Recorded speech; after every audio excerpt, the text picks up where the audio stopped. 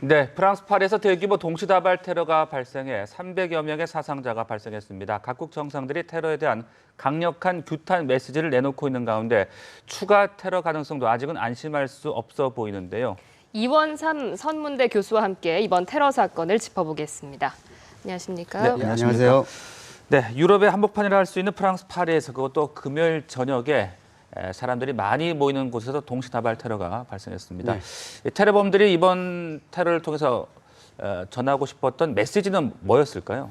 그러니까 지금은 어디라고는 확실하게 밝혀지지 않았습니다만 네. 만약 IS라고 한다면은 그 IS에 지금 미국을 비롯한 서구 세력들이 이제 폭격을 하고 있거든요. 이제 거기에 대한 이제 강력한 경고가 될 것입니다.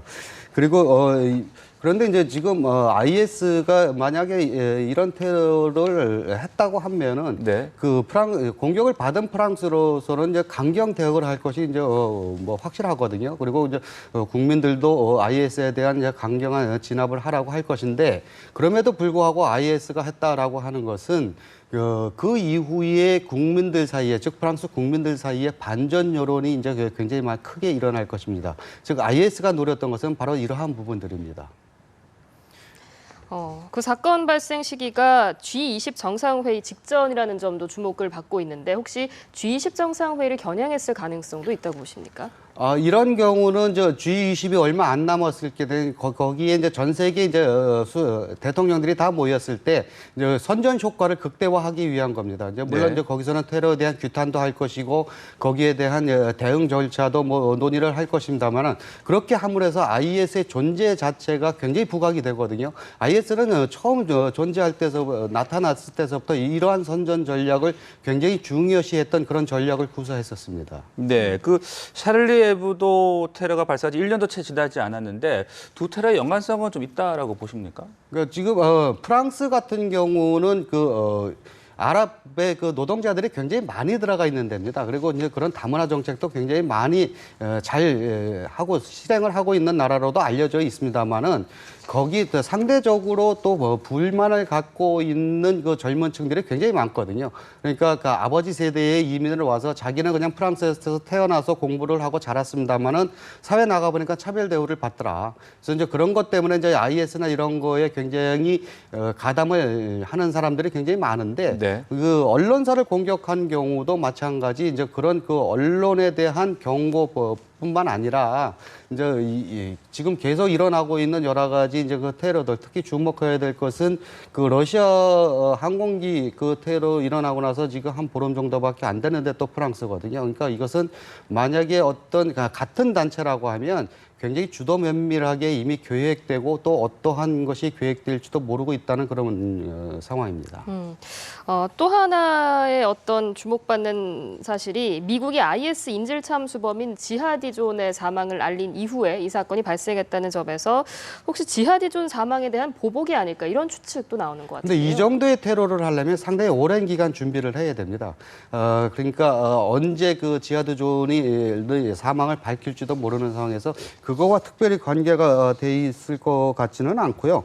그렇지만 지금 사람들이 많이 모이는 다중시설에서 이러한 끔찍한 테러를 했다라고 하는 것은 오히려 더 서구 세력에 강력한 경고를 하기 위한 그런 전략으로 지금 생각이 됩니다. 네. 그 올 초만 하더라도 말이죠. 이슬람 극단주의 무장 세력들이 인질을 끔찍한 방법으로 살해하는 그런 방법으로 좀 공포심을 키워왔는데 최근에는 러시아 여객기 폭파 사고도 그랬고 이번 테러도 그렇고요. 상당히 좀 불특정 다수를 공격하고 있고 그 규모가 더 커지고 있다는 그런 생각이 들거든요. 예. 처음에 IS가 그렇게 인질범들을 끔찍하게 죽였던 것은 비교적 그때는 IS가 초창기였었거든요. 그러니까 네. IS라고 하는 이름 자체를 전 세계에서 잘 인식을 못하고 있을 때입니다. 그러니까 그런 잔인한 그 처형을 함으로 해서 이제 순식간에 전 세계 사람들이 인식하게끔 만들어놨거든요. 그러니까 자신들의 어떤 존재성을 부각시키는 전략을 썼다라고 한다면 지금은 그 이후에 IS가 굉장히 빠른 속도로 영토를 확장해 나갔습니다. 그러니까 거기에 대응해서 서구가 지금 공습을 강화하고 있거든요. 그러니까 그 공습을 강화한다라고 하는 것은 거기에 대한 타격은 물론 받죠. 그렇다고 그 공습으로 인해서 IS를 완전히 없앨 수는 없다고 하는 것이 군사 전문가들의 일반적인 견해거든요. 그럼에도 불구하고 타격을 받는 것은 확실합니다. 그러다 보니까 이제 거기에 대한 즉 이것을 거꾸로 생각을 한다면 IS가 그만큼 불안감이 높아지고 있기 때문에 그런 것을 해결하기 위해서 서구에 경고를 하기 위한 차원에서 테러를 하고 그 공격을 좀 줄이려고 하는 의도도 분명히 들어가 있습니다.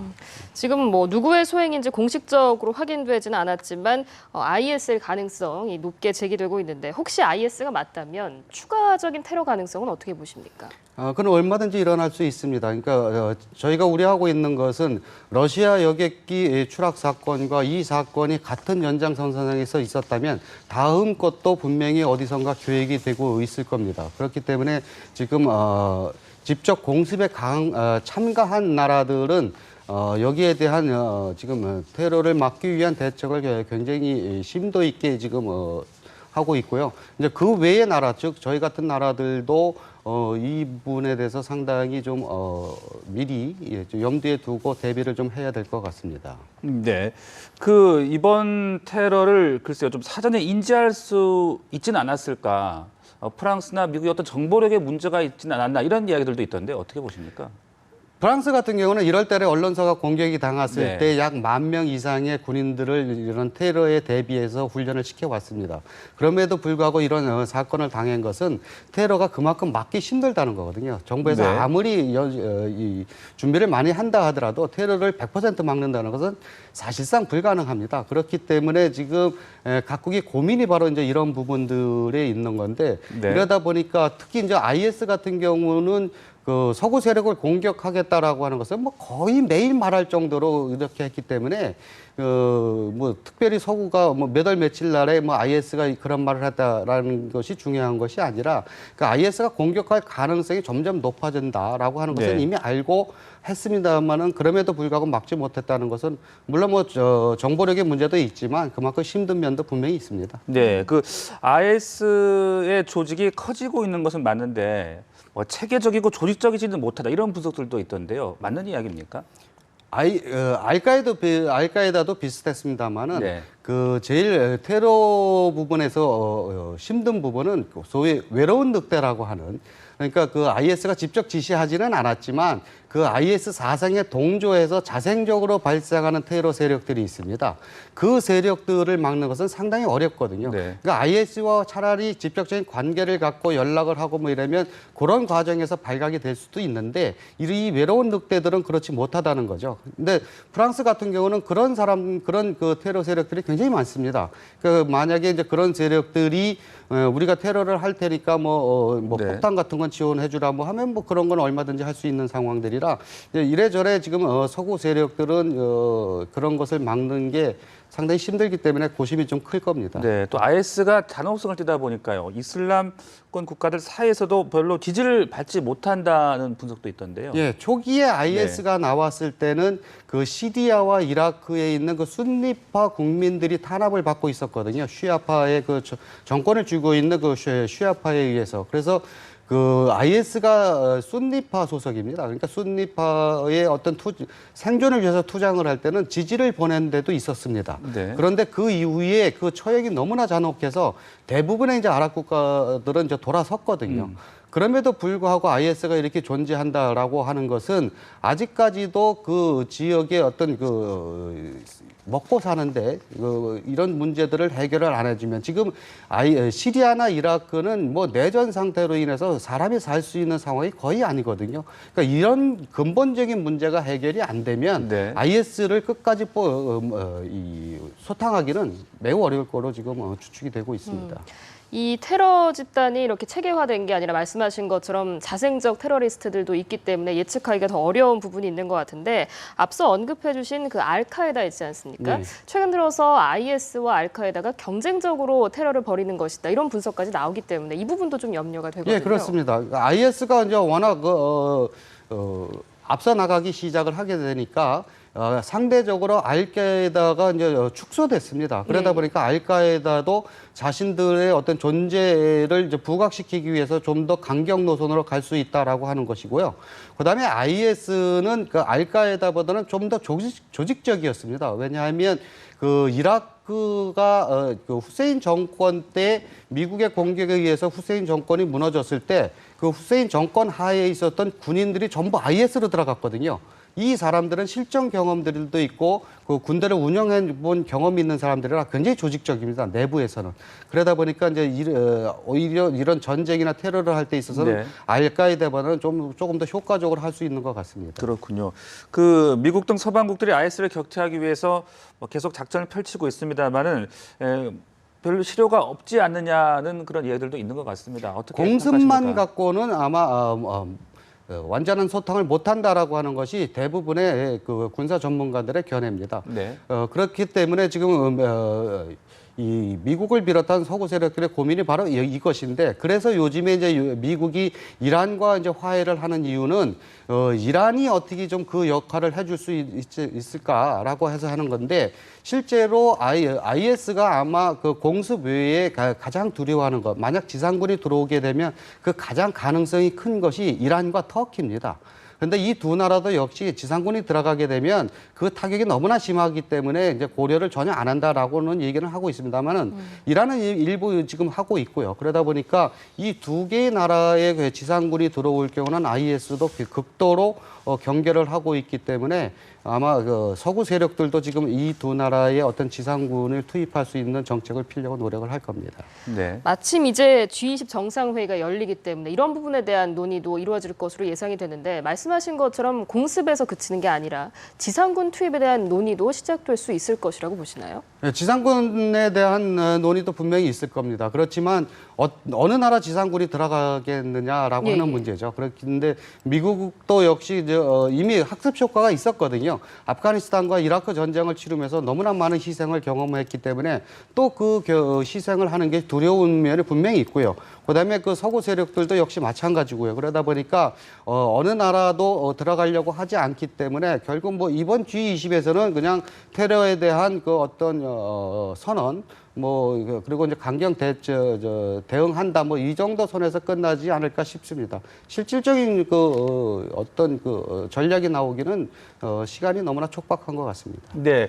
그 테러가 발생한 지역이 파리 중심지고요. 또 사람들이 많이 있는 그런 곳이었습니다. 공연장도 있었고 또 경기장도 있었는데, 그런 이렇게 사람들이 많이 모이는 곳을 노린 이유는 어디에 있다라고 봐야 되는 겁니까? 그건 선전 효과입니다. 네. 그러니까 물론 테러를 가장 하기 쉬운 것은 그냥 침투하기 쉬운 곳이지만 사람들이 많지 않고 이렇게 외곽 지역이라면 선전 효과가 그만큼 떨어지거든요. 네. 그렇기 때문에 이제 선전 효과를 이제 극대화시키기 위해서 이제 다중 시설들을 주로 노리는데, 네. 지금 뭐 이런 그 IS 사태나 이런 거와 전혀 상관없는 민간인들이 저렇게 많이 그러니까요. 살해된다라고 하는 네. 것은 있을 수 없는 일이거든요. 이제 그런 것을 이 사람들은 그냥 자신들의 어떤 존재를 나타내는 그런 선전 도구로 쓰고 있다는데 이제 문제가 있는 것이죠. 네, 그러니까 한 곳을 뭐 집중적으로 공격한다라기보다 동시다발적으로 다양한 곳을 공격해서 교란을 시키는 것 같습니다. 예, 그렇습니다. 네. 근데 지금 그래서 IS라고 추측하는 이유도 9.11과 너무나 작전이 좀 흡사하다라고 하는 거고, 물론 뭐 다른 단체가 했다라고 한다면 다른 단체도 이제 9.11 같은 것을 목격을 했으니까 그것을 모방할 수는 있습니다만은 네. 저렇게 동시다발로 한다는 것이 그 테러 전문가들의 그 견해를 들어보니까 쉬운 일이 아니랍니다. 그러니까 이제 그런 걸 할 정도면 상당히 규모가 있는 단체일 것이다라고 지금 추정을 하고 있습니다. 이렇게 동시다발적으로 테러를 감행하기 위해서는 프랑스 내부에 어떤 동조 세력이 있는 거 아니냐, 이런 추측도 조심스럽게 나오는데 어떻게 생각하십니까? 프랑스 내부엔 동조 세력 많습니다.